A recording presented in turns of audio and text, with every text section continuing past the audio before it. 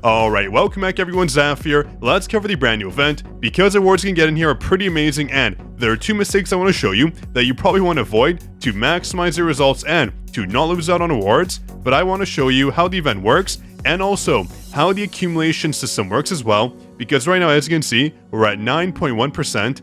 Every single hour, these points do refresh, increasing total progress based on what your server did, how your server performed. So let me jump in and show you. Right now it is 3:51 a.m. That means I should be going to bed actually, but what it means is in 9 minutes, the points will refresh. So let's jump in and I'll show you the mistakes and also how the event works. That way, you know exactly what to do to maximize on all the awards you see here.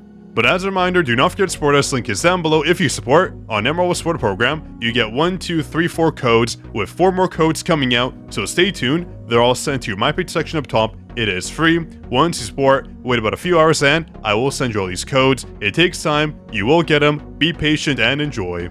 And speaking of enjoy, congrats on Anime Action. Enjoy that exclusive Discord role from when you first comment to our last video. Here's your shout out. Enjoy and congrats. Alright, so first off, the two mistakes I see right off the bat is this right here. There is a hidden reward system. Can you find it?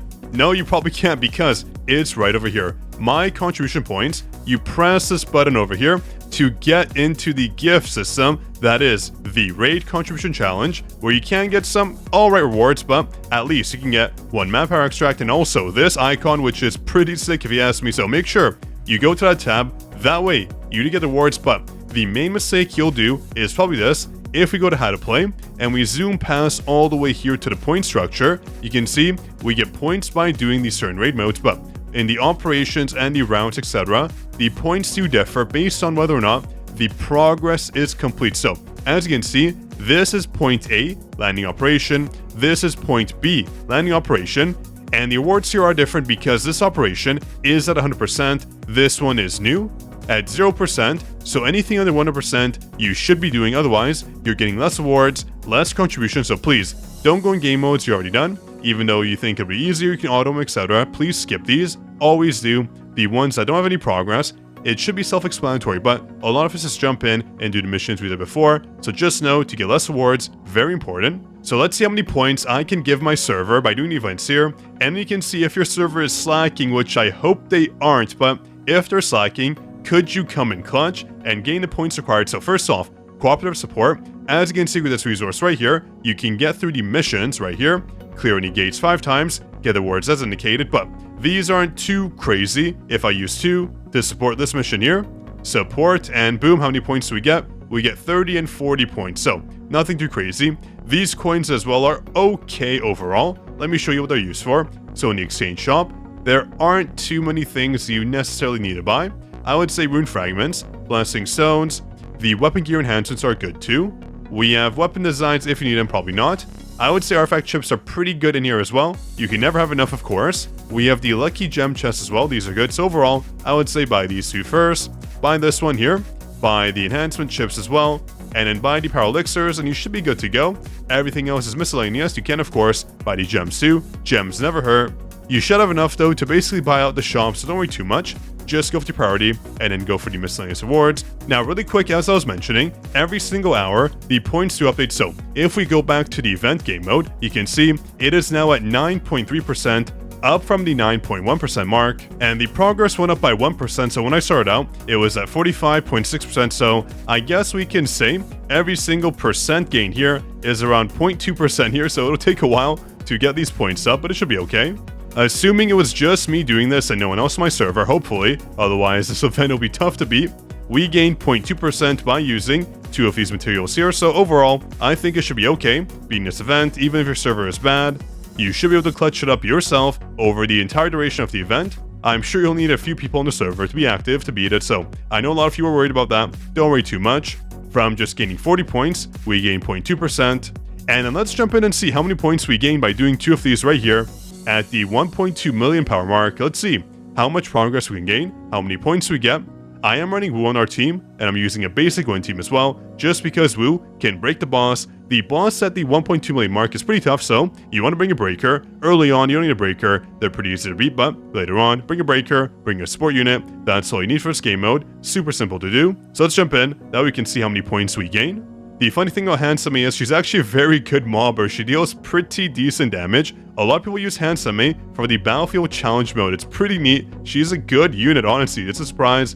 She's a mobber, go figure, as a healer. But one thing I do want to mention is, for the future workshop modes coming out, first off, the hard mode, that being for Deimos, I believe we're going to be using our fire team more often, depending on how much defense the boss is gaining in the first round. I hope it isn't too much. A lot of people are kind of fixed on the light teams. If we need Yu So-hyun and our fire team for maximal defense penetration, that would kind of suck. It'll be kind of hard for non-whales to be, but it should be okay, hopefully. Everyone does have a chance. One thing I want to mention is Kane is coming out, so I wonder, is she going to have a lot of fence pen? But let me actually do this really quick. Use Woo. That way we don't die, because we can't die from this boss here. They aren't that easy to beat. So let's do this, okay? I do have my keys messed up right now, so that's why I couldn't swap in manually. Had to use a QT, but there we go. Quick break. Woo is just such a beast. When it comes to the breaks, love to use them. Love to see it. Now we swap into Mira, and we should be able to be the boss here and see how many points we get. But I'm excited for the hard mode coming out.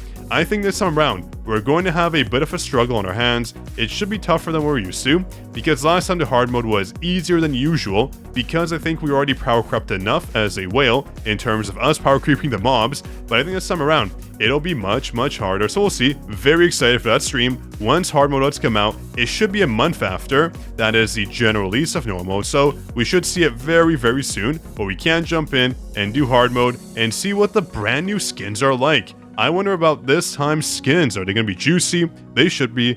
Every single time a hard mode skin comes out, they've been pretty darn good. So we got 230 points, not too bad. 230 added on to our 140. With the 40 points, we got 0.2%. So with the 230 added on, it should be, if no one else attacked, no one else got points, it should be around the 1% mark. Hopefully, we'll see once the hour does update. I'll let you know how many percentages my server gains. I'm hoping my server isn't slacking. Let me know your percentages down below when it comes to your server. Very curious, but don't stress out too much. If your server is bad, if they're AFK, you should be good to go. But a few things I do want to cover first. That again being the contribution points. Make sure you don't forget to claim them. And make sure you farm the correct modes, because these will take a while to get.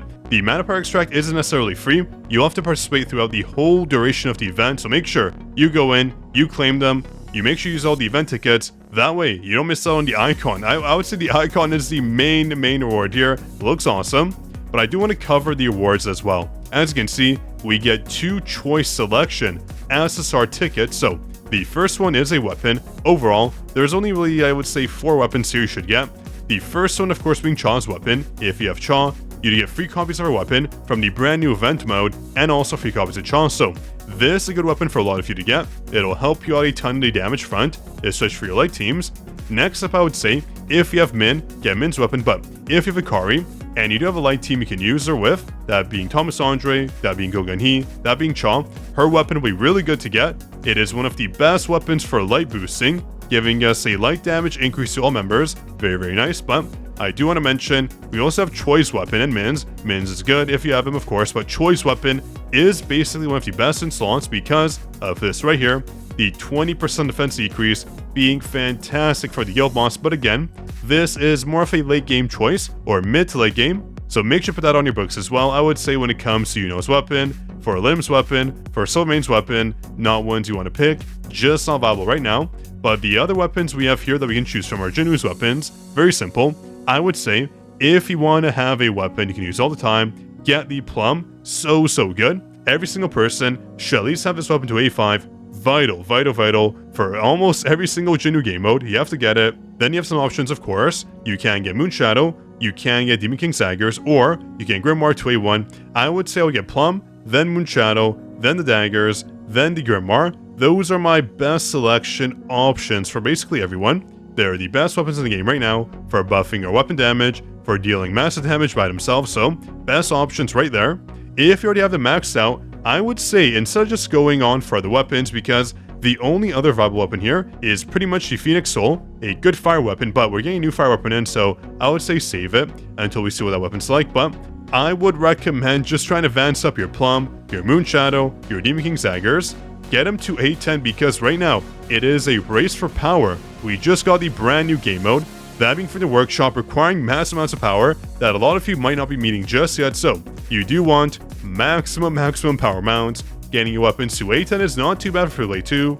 That way, you can reach the 1 million power requirements when it comes to certain game modes. So, hope you enjoyed. If you did, of course, drop your like. Make sure to subscribe. That way I know you want more content like this. And also, be sure to support us for free. That way I can send you a bunch of juicy codes. But on that note, this was your Code King Zaf, signing out.